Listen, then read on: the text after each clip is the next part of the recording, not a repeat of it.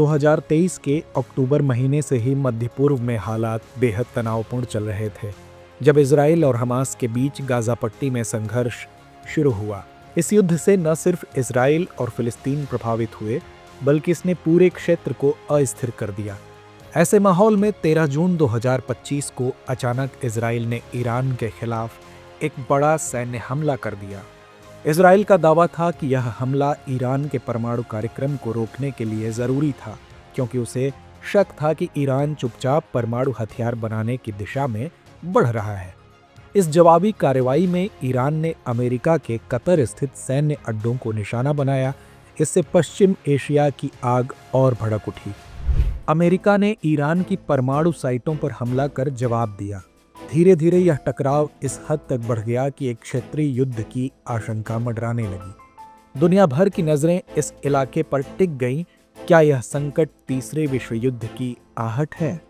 ऐसे में 24 जून 2025 को अमेरिकी राष्ट्रपति डोनाल्ड ट्रंप ने एक अप्रत्याशित पहल करते हुए युद्ध विराम यानी सीज फायर की घोषणा की। यह युद्ध विराम एक तरफा नहीं था, इसके पीछे कतर और इराक की अहम कूटनीतिक भूमिका रही। कतर ने ईरान और अमेरिका दोनों पक्षों के साथ बातचीत की मध्यस्थता की। कतर, जो वर्षों से क्षेत्रीय शांति की भूमिका निभाता रहा है, इस बार भी एक भरोसेमंद बैक चैनल डिप्लोमेसी का माध्यम बना। इराक ने भी ईरान से बातचीत कर संयम बरतने का अनुरोध किया, खासतौर पर इसलिए कि ईरान के हमलों में इराक की सीमा भी प्रभावित हुई थी। ऐसे माहौल में 25 जून को नीदरलैंड के शहर द हेग में दुनिया की 7 सबसे शक्तिशाली लोकतांत्रिक अर्थव्यवस्थाओं Canada, France, Germany, Italy, Japan, Britain और अमेरिका ने एक आपात बैठक बुलाई। इस समूह को हम G7 के नाम से जानते हैं। इस बैठक में ईरान के परमाणु कार्यक्रम को लेकर चिंता जताई गई और एक स्पष्ट संदेश दिया गया, ईरान को परमाणु हथियार विकसित करने की अनुमति नहीं दी जा सकती। G7 ने ईरान से अपील की कि वह परमाणु समझौते की वार्ताएं दोबारा शुरू करे और IAEA यानी कि अंतर्राष्ट्रीय परमाणु ऊर्जा एजेंसी के साथ पूर्ण और पारदर्शी सहयोग करे।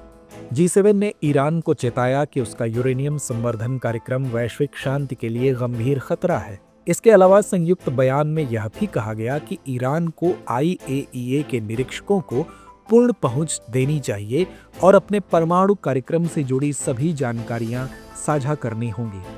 G7 ने एक अहम बात कही, हम सभी पक्षों से अपील करते हैं कि वे ऐसे कोई भी कदम न उठाएं जो क्षेत्र को और अस्थिर कर सकते हैं। यानी युद्ध के इस विराम को टिकाऊ बनाने के लिए सभी देशों को संयम बरतना होगा। इस पूरी घटना के दौरान एक और गंभीर पहलू सामने आया।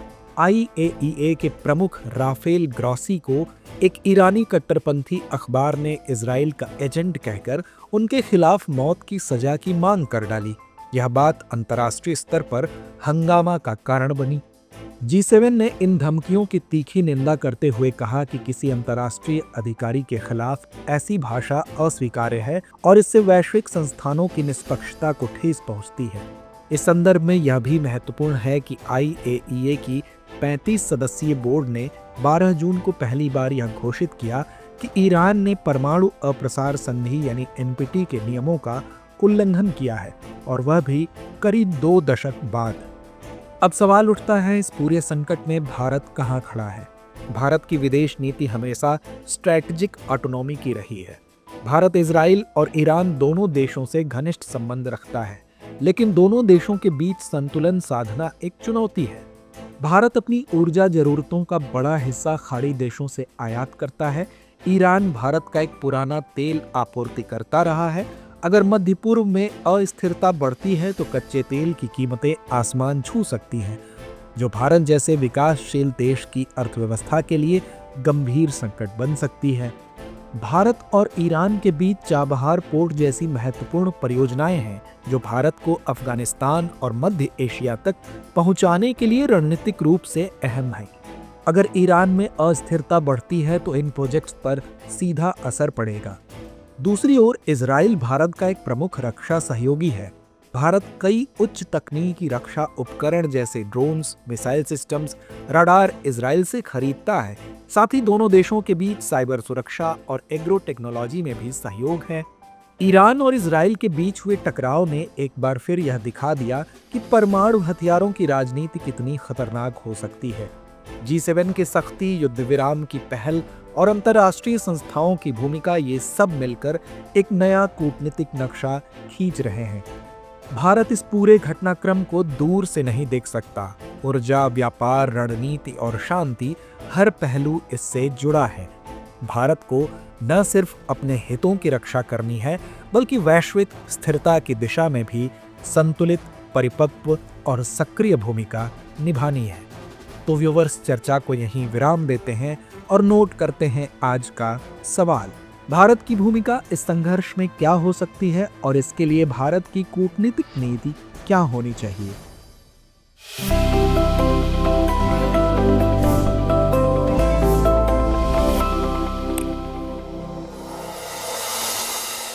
डियर व्यूअर्स, अपने एग्जाम की तैयारी को और बेहतर करने के लिए हमारे चैनल को लाइक, शेयर और सब्सक्राइब करना न भूलें।